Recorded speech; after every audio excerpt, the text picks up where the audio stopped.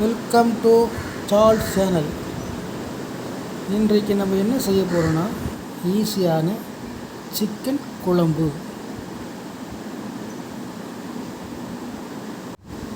வாங்க இப்போ எப்படி செய்வதுன்னு பார்க்கலாம். அடுப்பில் ஒரு தவா வச்சுக்கிடுங்க. உங்களுக்கு ஏற்றவாறு எண்ணெய் ஊற்றிக்குங்க. அதிகமாகவும் ஊற்றக்கூடாது. உங்களுக்கு தேவையான எண்ணெய் எவ்வளோ அந்த அளவுக்கு ஊற்றிக்குங்க.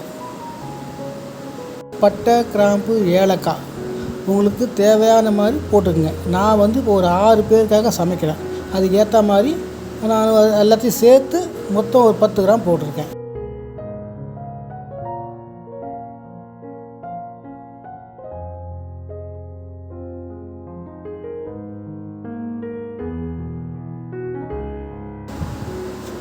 நான் ஒரு 300 கிராம் வெங்காயம் போட்டுக்கிறேன்.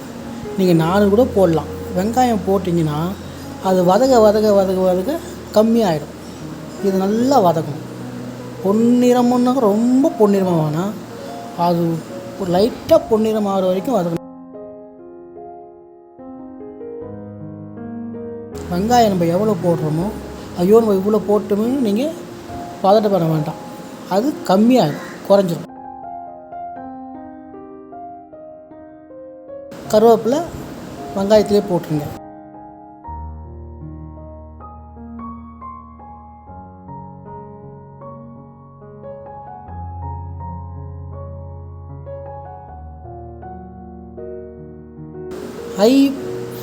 ஹையில் வச்சு நீங்கள் வதக்கலாம்.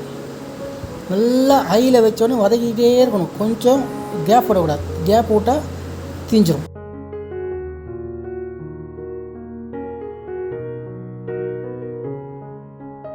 இஞ்சி பூண்டு பேஸ்ட்டு, இஞ்சி பாதி அளவு, பூண்டு பாதி அளவு போட்டுட்டு நல்லா வதக்கணும்.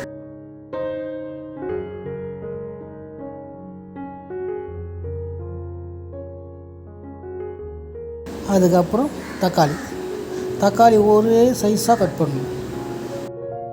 ஒரு 2 பச்சை மிளகாய் கீரி போட்டுடுங்க. முழுசாக போட்டால் வெடிக்கும். கீரி போட்டு நல்லா பிரட்டுங்க.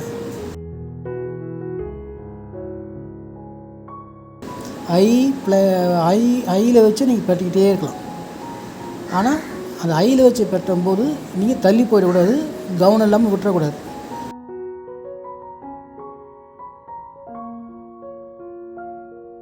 கிண்டிக்கிட்டே இருக்கணும்.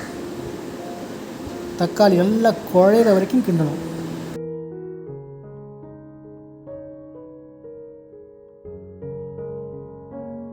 அதுக்கப்புறம் சின்ன வெங்காயம் ஒரு 15 சின்ன வெங்காயத்தை உரித்து வச்சுட்டு நல்லா பேஸ்ட்டாக இருக்கணும். அதை போட்டு நல்லா வதக்கணும்.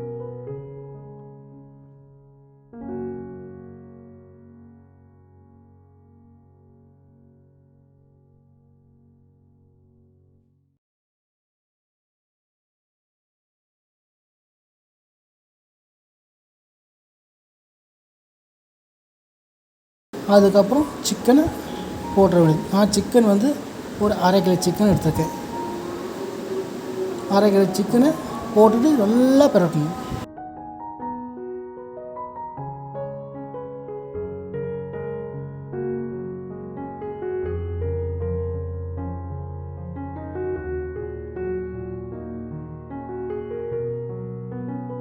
அரை டீஸ்பூன் மஞ்சள்தூள், 1/2 டீஸ்பூனு காரத்தூள்,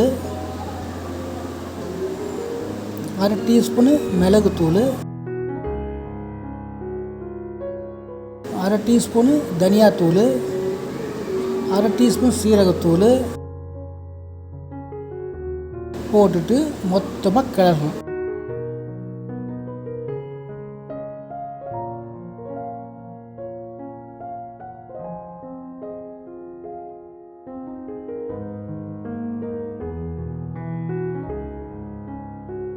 காஷ்மீர் மிளகாய்த்தூள்,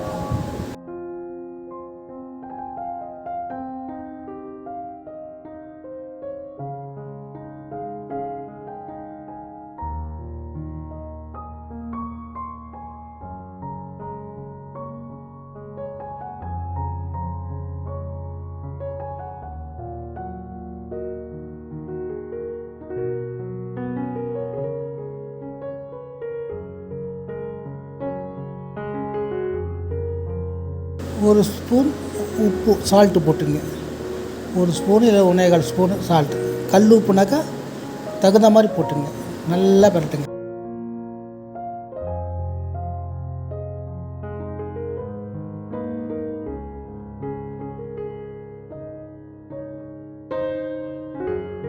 சுக்கா மாதிரி இருக்குது இப்போ பார்க்குறதுக்கு உங்களுக்கு.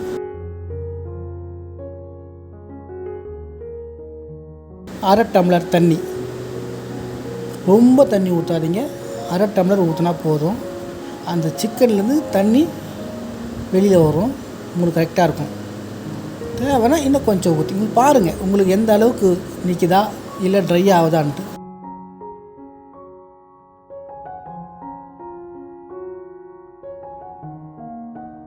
இப்போ இதை அப்படியே விட்டுருங்க, கிண்டி மூடி வச்சுருங்க. ஒரு 5 நிமிஷம் இல்லை 10 நிமிஷம் மூடுங்க. லோவில் கொண்டு வந்துடணும். இப்போ ஹையில் வைக்கக்கூடாது. பார்த்தீங்களா, எண்ணெய்லாம் நல்லா அழகாக மேலே வந்து எப்படி இருக்குது பாருங்கள், அருமையாக இருக்குது.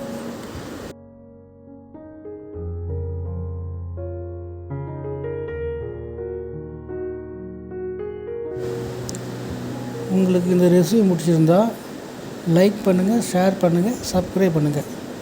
இது அடுத்த வீடியோவில் பார்க்கலாம்.